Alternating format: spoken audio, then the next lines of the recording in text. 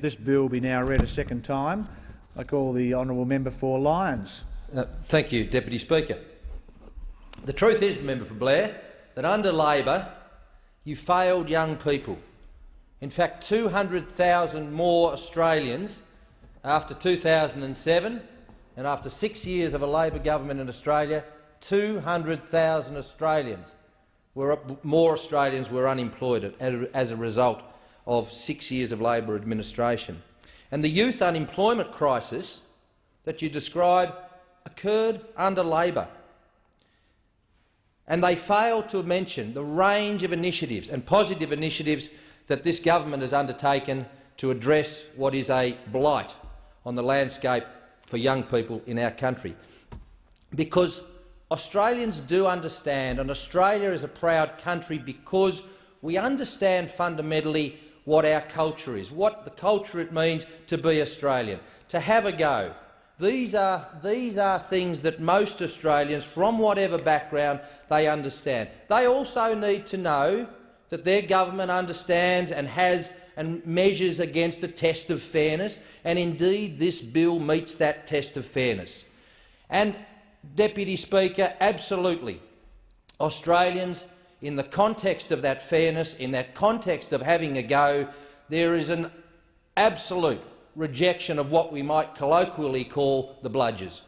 And that we understand that actions, or in this case a lack of action, do indeed have consequences.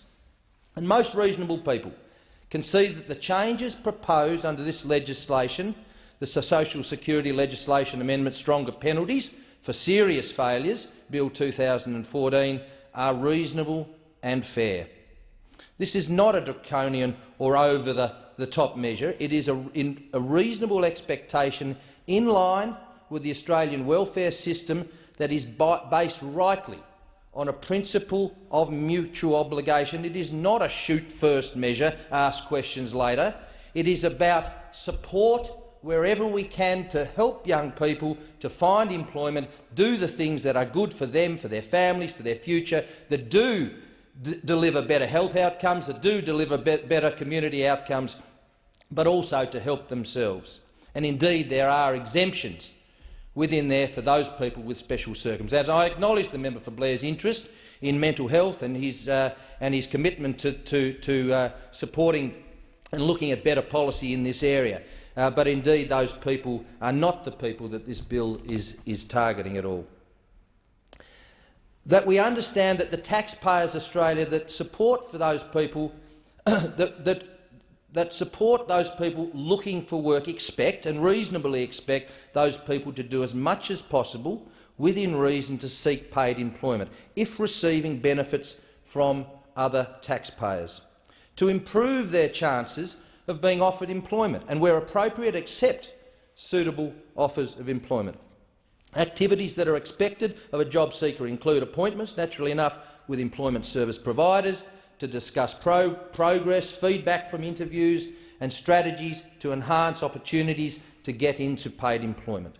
Logically, to undertake a job search process, be that knocking on doors, and indeed, Deputy Speaker, over the last few years there are a lot of doors that I've knocked on as a result of my campaigning, and it is a great place to talk to people, to talk to businesses, understand what their needs are, and opportunities. Opportunities do present, and it's the same for job seekers, reading newspapers or online services looking for suitable employment opportunities. And where appropriate, and with the full and clear intention of trying to deliver more opportunities to be better prepared for paid employment, this government will make it obligatory for young people to participate in activities and programs such as the revised Work for the Dole program.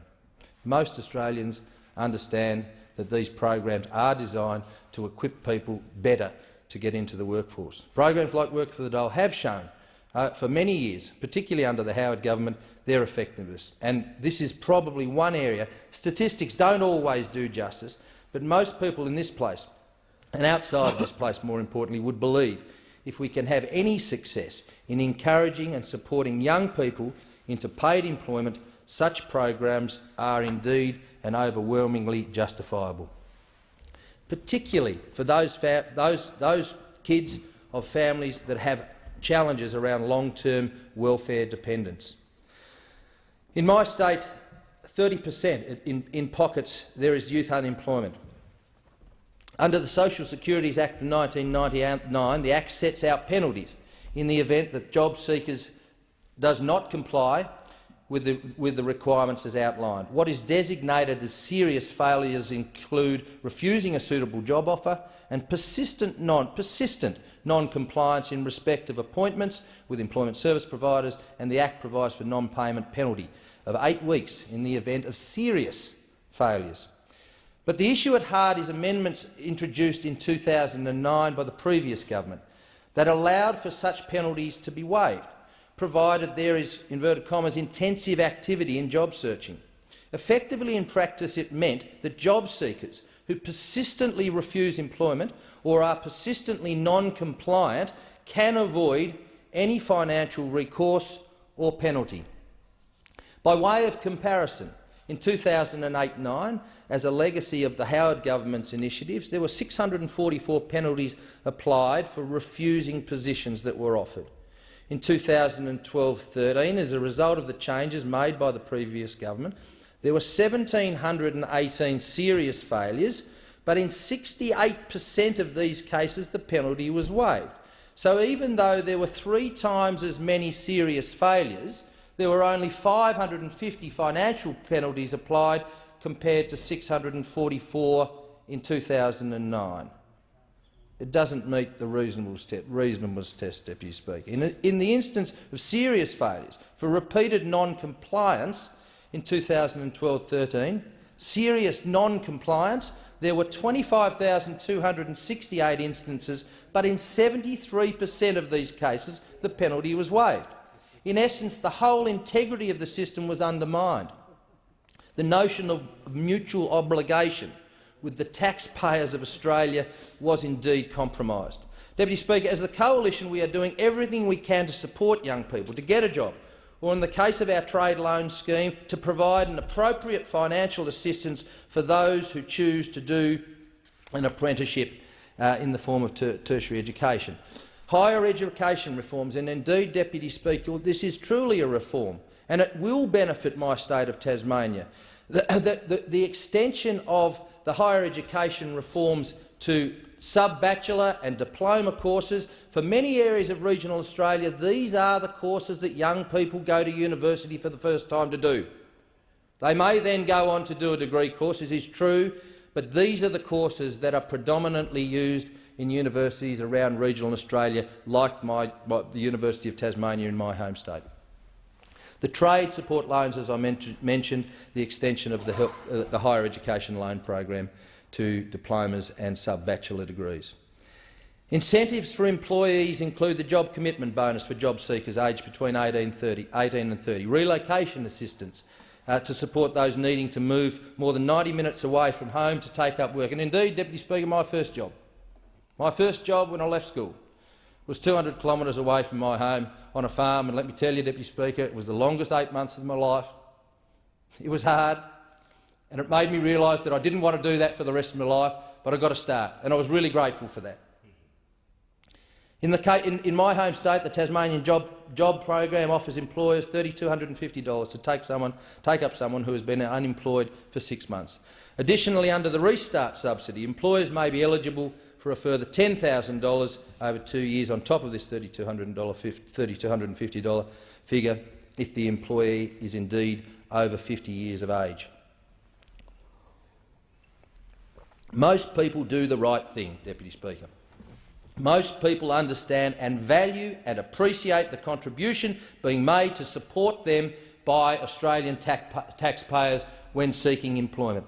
And I don't want to be misunderstood. We are talking about the exception, not the rule. Most people want to get into work, and this government is doing everything we possibly can to get more young people into paid employment, because indeed a job is absolutely the best form of welfare. Labor has a dismal record on employment. While in office, unemployment went from 4.4% in November 2007 to 5.7% in September 2013. When voted out of office last year, there were 200,000 more unemployed Australians than in November 2007, when the Coalition was last in government. Indeed, in my state, there are nearly 18,000 people in my home state of Tasmania unemployed, either looking for part-time or full-time work. The latest Australian Bureau of Statistics figures for May reveal that Tasmania's unemployment rate is 7.8%, still substantially higher than the national rate of 5.9%. My state's youth unemployment rate for young Tasmanians aged between 15 and 19 remains the worst in the country, with more than 4,400 people looking for part or full-time work. Our youth unemployment rate of Tasmanians, and I know, Deputy Speaker, you understand this very well, is that in some parts of the state is as high as 30%. It is bad for the individual. It is bad for their family. It is bad for the community. It is bad for the nation. It is bad for health outcomes. It is bad for education outcomes. It is bad, Deputy Speaker, and we must do, and we are doing, everything we possibly can to change that, because employment is the best form of welfare. And we know that for most people aged 35 that are on New Start, overwhelmingly, not always, but overwhelmingly, they were on New Start at 18 years of age. And it is just simply unacceptable that as a nation we expect, or we allow, or we condone young people to leave school and go immediately on to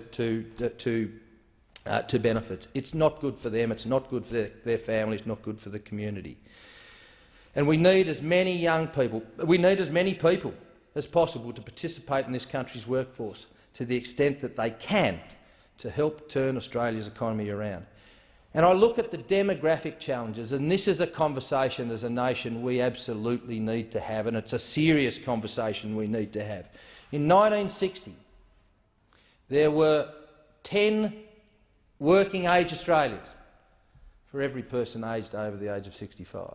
Today, I sound like President Abe, Prime Minister Abe, don't I? Today there are five working-age people for every person aged over the age of 65, and it is predicted that in 2050 there will be 2.8 working-age Australians for every Australian aged over the age of 65.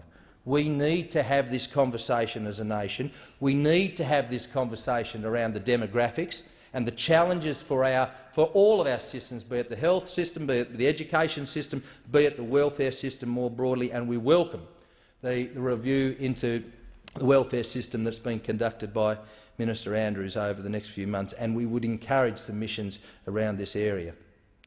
We know these things, and we're up for the challenge. This bill ultimately aims to stop the serious failures, those people who consistently fail to comply with the requirements for looking for work.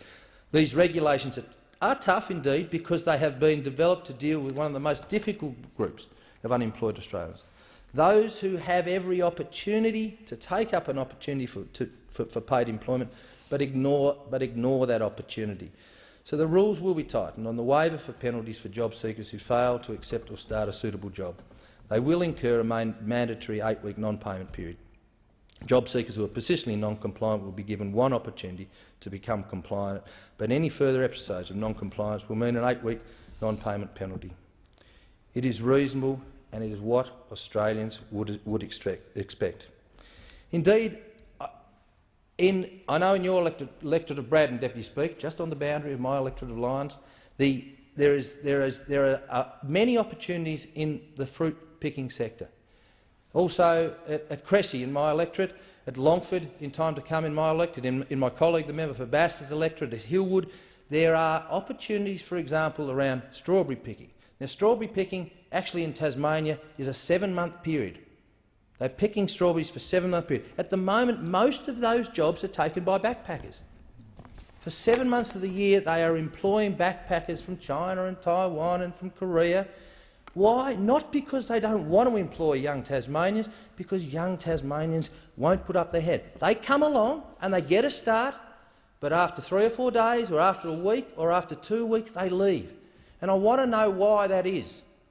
And I'm having a conversation with the Minister for Employment about putting in place an exit survey for these people to understand why it is they're not prepared to keep those jobs that are there, that are available for young people to get a start.